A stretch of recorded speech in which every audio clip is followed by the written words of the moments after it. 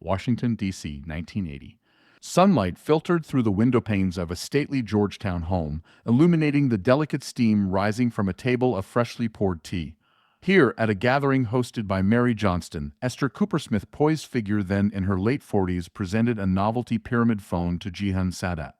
The gesture seemed light and amusing, yet beneath the laughter lay a deeper significance. Esther had spent decades cultivating relationships among global leaders and their spouses, trusting that the promise of peace often took root in the warm glow of personal connections.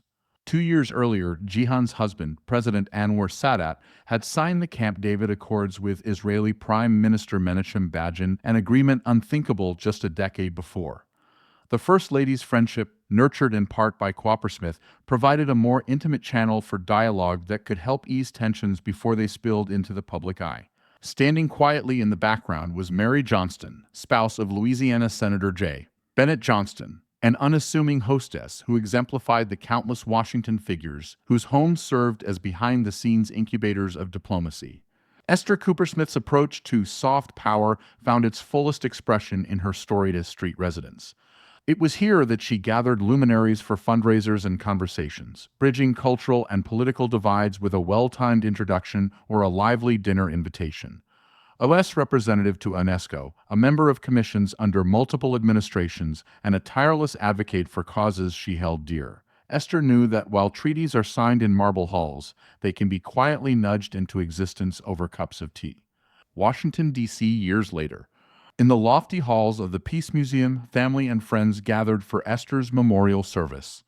Nancy Pelosi recalled how Esther's warmth and sense of humor once diffused a tense standoff between rival lawmakers.